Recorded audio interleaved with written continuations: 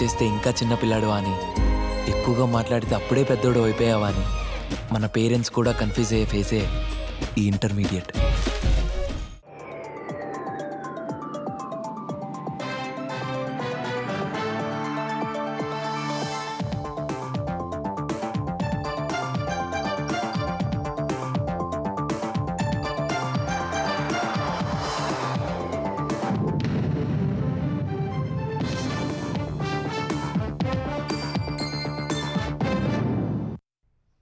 నమస్కారం, ETV news కు స్వాగతం. తెలుగు రాష్ట్రాల మధ్య నదీ జలాల వ్యవహారంపై ఢిల్లీలో జలశక్తి శాఖ మంత్రి సిఆర్ పాటిల్ నేతృత్వంలో ముఖ్యమంత్రులు చంద్రబాబు, రేవంత్ రెడ్డి సమావేశమయ్యారు. ఢిల్లీ శ్రమశక్తి భవన్లో జరుగుతున్న ఈ సమావేశంలో ముఖ్యమంత్రులతో పాటు ఇరు రాష్ట్రాల నీటిపారుదల శాఖల మంత్రులు ఉత్తమ్ కుమార్ రెడ్డి, నిమ్మల రామానాయుడు, అధికారులు, కేంద్ర జలశక్తి శాఖ కార్యదర్శి దేబశ్రీ ముఖర్జీ పాల్గొన్నారు. గోదావరి బనకచెర్ల ప్రాజెక్టుపై చర్చించాలని ఒకే అజెండాను ఆంధ్రప్రదేశ్ ప్రతిపాదించగా దానిపై చర్చ అవసరం లేదని తెలంగాణ సర్కారు లేఖ రాసింది. తెలంగాణ సర్కారు 13 అంశాలను ఎజెండాలో చేర్చాలని కోరింది. పాలమూరు, రంగారెడ్డి, డిండి, సమ్మక్క సాగర్ ప్రాజెక్టులకు అనుమతి ఇవ్వాలని ప్రతిపాదించింది. శ్రీశైలం నుంచి వేరే బేసిన్ కు ఆంధ్రప్రదేశ్ నీటి తరలింపు ఆపాలని, టెలిమెట్రీలను ఏర్పాటు చేయాలని, రాయలసీమ లిఫ్ట్ ఇరిగేషన్ పథకంపైన చర్చించాలని కోరింది. పోలవరం తరహాలో ఇచ్చంపల్లి ప్రాజెక్టు నిర్మాణానికి కేంద్ర ప్రభుత్వం నిధులు ఇవ్వాలని కోరింది. ఇచ్చంపల్లి నుంచి కావేరికి గోదావరి జలాల తరలింపునకు సిద్ధమన్న తెలంగాణ సర్కార్ అందులో 200 టీఎంసీలు వాడుకునేందుకు అనుమతులు ఇవ్వాలని డిమాండ్ చేసింది. ప్రాణహిత చేవెళ్ల ప్రాజెక్టుకు ఏఐబీపీ కింద నిధులు ఇవ్వాలని మహారాష్ట్రతో కేంద్రమే చర్చలు జరిపి తుమ్మిడిహట్టి వద్ద బ్యారేజ్ నిర్మాణానికి సహకరించాలని తెలంగాణ సర్కార్ కోరింది.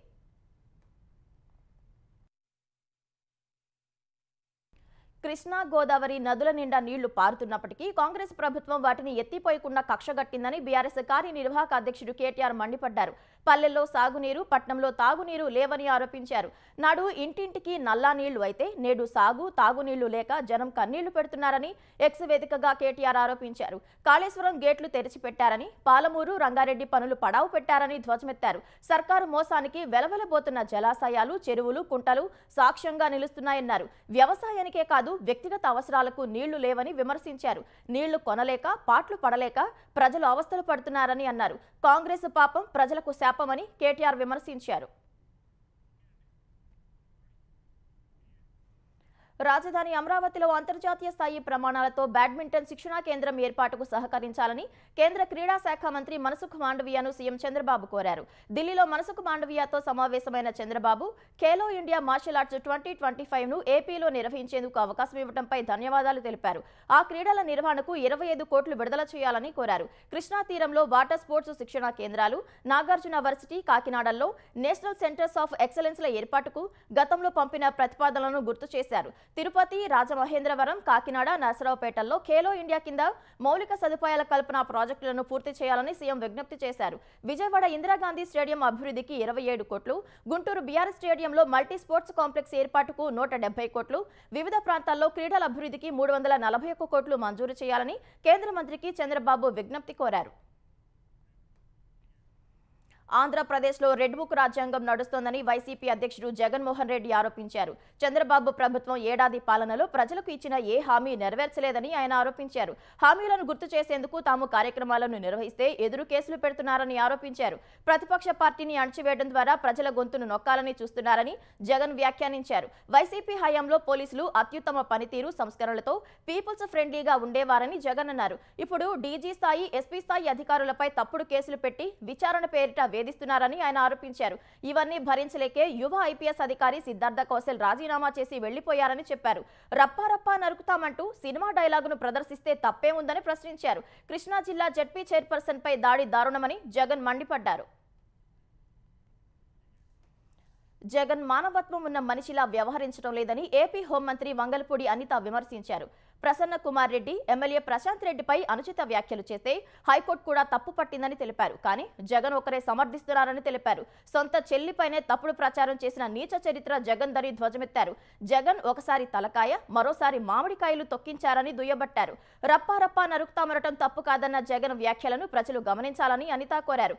మరోవైపు ధనుంజయ రెడ్డిని మచ్చలేని అధికారిగా జగన్ ప్రశంసించడం సిగ్గుచేటని ఎమ్మెల్యే కోటంరెడ్డి శ్రీధర్ రెడ్డి అన్నారు. ఈ మేరకు ఎక్స్లో స్పందించిన ఆయన ధనుంజయ రెడ్డిని బెదిరిస్తున్నారన్న జగన్ మాటలు వినడానికే కంపరంగా ఉందన్నారు.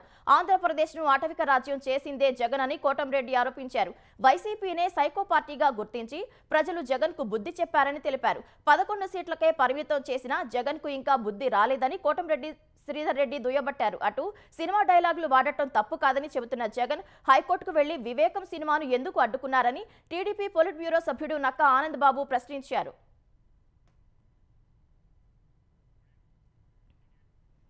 నిన్నటి ఆయుధాలతో ఇవాటి యుద్ధాన్ని గెలవలేమని భారత chief of defence staff general Anil Chauhan అన్నారు.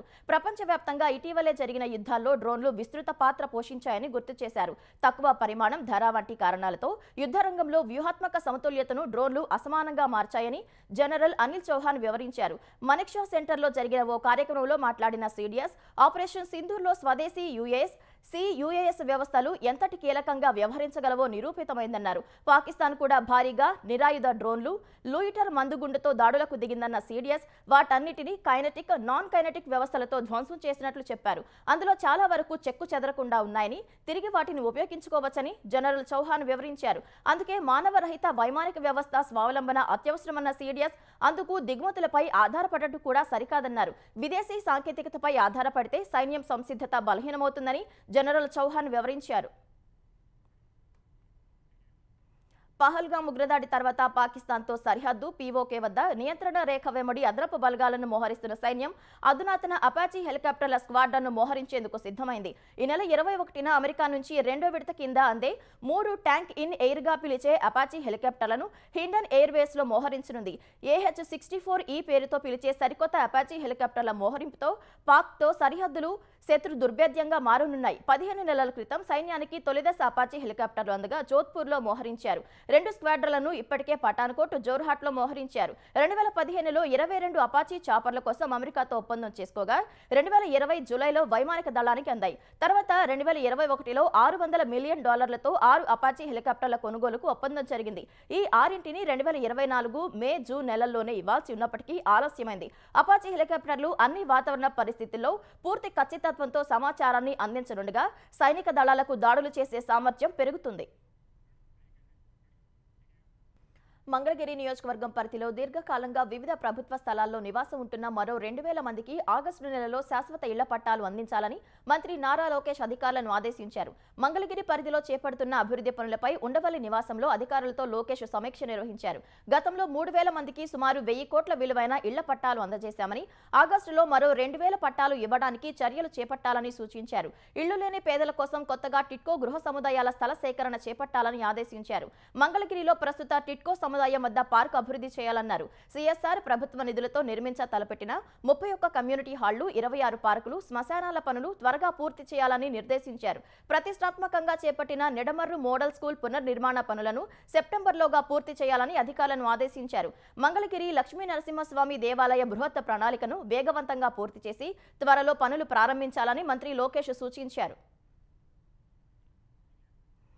కడప జిల్లా జమ్మలమడుగు మండలం గండికోటలో ఇంటర్ విద్యార్థిని హత్యపై పోలీసు దర్యాప్తు కొనసాగుతోంది.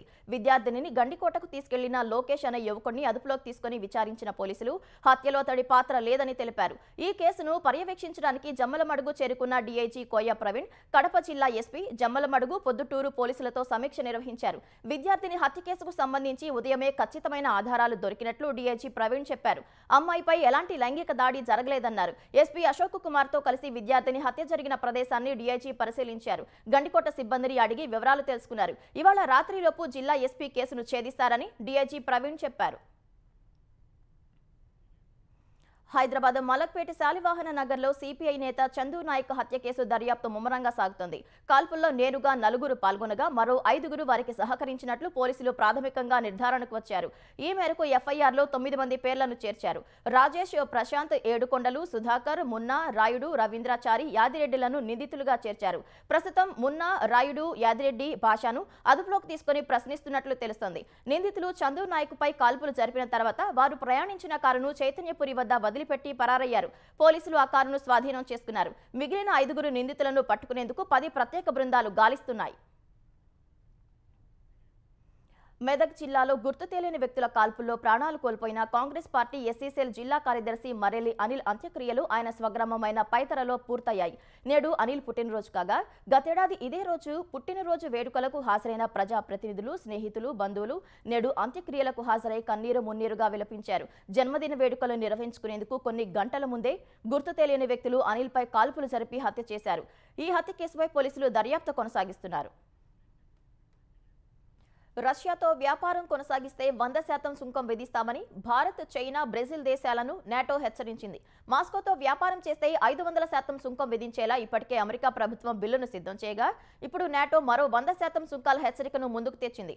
భారత్, చైనా, బ్రెజిల్ రష్యా నుంచి చమురు, గ్యాస్ కొనుగోలు చేస్తే తీవ్రంగా పరిగణిస్తామని అమెరికా సెనేటర్లతో భేటీ తర్వాత నాటో సెక్రటరీ జనరల్ మార్క్ రుట్టే హెచ్చరించారు.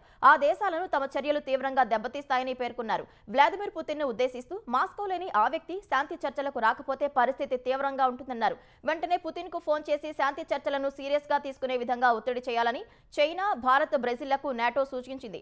లేదంటే ఆ 3 దేశాలకు భారీ ఎదురు దెబ్బలు తప్పవని తేల్చి చెప్పింది. ఉక్రెయిన్కు గగనతల రక్షణ వ్యవస్థలే కాకుండా క్షిపణులను భారీగా సరఫరా చేయాలని అమెరికా అధ్యక్షుడు డొనాల్డ్ ట్రంప్ నిర్ణయించినట్లు నాటో పేర్కొంది. గల్వాన్ ఘర్షణ తర్వాత భారత్, చైనా మధ్య దెబ్బతిన్న దౌత్య సంబంధాల పునరుద్ధరణలో భాగంగా ఓ కీలక పరిణామం చోటు చేసుకుంది. వచ్చే నెలలో జరిగే షాంఘై సహకార సంస్థ SCO శిఖరాగ్ర సమావేశంలో పాల్గొనేందుకు ప్రధాని మోదీ చైనా పర్యటనకు వెళ్లనున్నట్లు తెలుస్తోంది. అయితే ఈ పర్యటనపై అధికారిక ప్రకటన వెలువడాల్సి ఉంది. ఆగస్టు 31, సెప్టెంబర్ 1 తేదీల్లో తియాన్జిన్ వేదికగా SCO శిఖరాగ్ర సదస్సు జరగనుంది. ఈ సందర్భంగా చైనా అధ్యక్షుడు జిన్పింగ్ తో ప్రధాని మోదీ భేటీ అయ్యే అవకాశం ఉన్నట్లు తెలుస్తోంది. గతేడాది రష్యాలో జరిగిన బ్రిక్స్ శిఖరాగ్ర సమావేశాల్లో ఇరువురు నేతలు చివరిసారి కలుసుకున్నారు. 2020 తర్వాత ప్రధాని మోదీ చైనా పర్యటనకు వెళ్లడం ఇదే ప్రథమం కానుంది. 5 ఏళ్ల క్రితం గల్వాన్ లోయలో ఇరు దేశాల మధ్య సైనిక ఘర్షణతో దెబ్బతిన్న సంబంధాలను పునరుద్ధరించే దిశగా చర్చలు జరుగుతున్న నేపథ్యంలో ప్రధాని మోదీ చైనా పర్యటనకు సిద్ధమైనట్లు తెలుస్తోంది. ఒడిశాలో బోధనా సిబ్బంది వేధింపులకు తాళలేక విద్యార్థిని ఆత్మహత్యకు పాల్పడిన ఘటనపై పలు విద్యార్థి సంఘాలు, రాజకీయ పార్టీలు పెద్ద ఎత్తున ఆందోళన కార్యక్రమాలు చేపట్టాయి.